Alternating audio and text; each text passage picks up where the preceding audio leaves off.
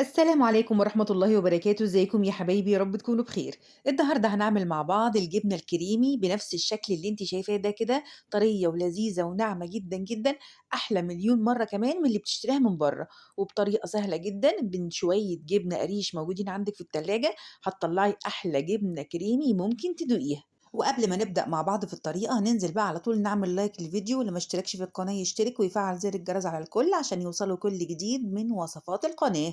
النهارده يا بنات اساسي في وصفتنا النهارده الجبنه القريش، وطبعا الكميه اللي انت عايزاها هتجيبي قطعتين او ثلاثة او اربعة او حسب ما انت موجود عندك في التلاجة.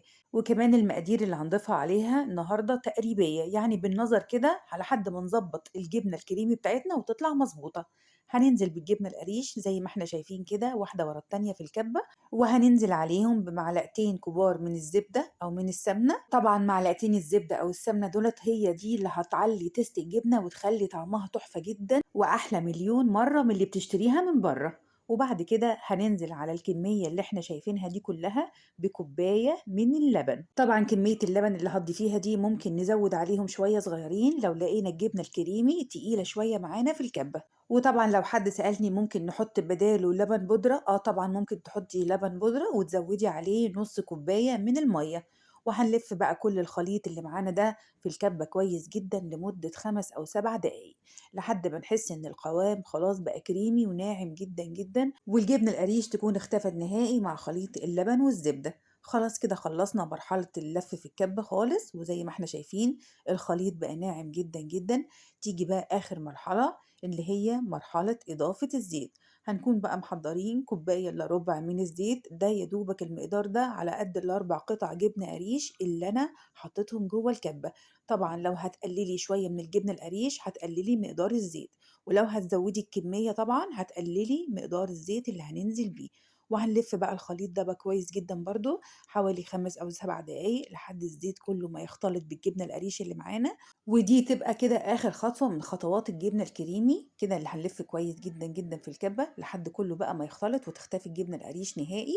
وتكون دي آخر خطوة معانا في مرحلة الجبنة الكريمي. شايفين ما شاء الله القوام ناعم ازاي، وكمان الطريقة والمقادير في منتهى السهولة، ما خدتش معاكي أكتر من 10 دقايق وهتطلعي أحلى جبنة كريمي ممكن تأكليها لولادك وبحاجات موجودة جوه البيت. هنا انا عملت الجبنه الكريمي ساده، ممكن انت لو عايزه تضيفي لها مثلا طعم، ممكن مثلا لو عايزه تضيفي لها قطع من البسطرمه هتبقى بطعم البسطرمه، عايزه تضيفي لها قطع من الزيتون هتبقى بطعم الزيتون، او عايزه تعمليها بطعم الجبنه الشيدر هتضيفي لها بعض قطع الجبنه الشيدر، او اي طعم انت عايزاه. هنجيب بقى العلب بتاعتنا او الكوبايات اللي هنضيف فيها او هنعلب فيها الجبنه بتاعتنا، هنكون بقى معقمين منشفينها، وهننزل على طول بالجبنه الكريمي بتاعتنا وواحده واحده كده لحد ما تملي كل العلب اللي انت مجهزاها. انا هنا من الاربع قطع جبنه القريش مليت العلبتين الكبار دولت وطلعوا لي كميه كويسه جدا جدا. شوفي بقى انت لو اشتريتي علبه من دول من بره من اي سوبر ماركت هتقف عليك بكام؟ والله مش اقل من 150 جنيه برضو، حتى لو اشتريتيها مش من اغلى الانواع، لو اشتريتيها من نوع وسط هتلاقيها غالية جدا جدا. إنما إحنا هنا طلعنا من 4 قطع جبنة قريش الكمية دي كلها، وبطعم ولون وقوام تحفة جدا جدا، هتلاقيه أحلى مليون مرة من الجاهز، وبكمية وفيرة جدا جدا هتقعد عندك في التلاجة مدة طويلة. وبعد ما عبيت الكمية كلها من الجبنة الكريمي بتاعتي بنفس الطريقة دي كده، نزلت على الوش بحبة البركة لأنها بتخلي طعم الجبنة الكريمي تحفة جدا جدا. ويا سلام بقى لو شوية من زيت الزيتون كده على الوش هينقل طعمها في حتة تانية، ده غير القيمة الغذائية اللي هترفعي بيها الجبنة بتاعتك.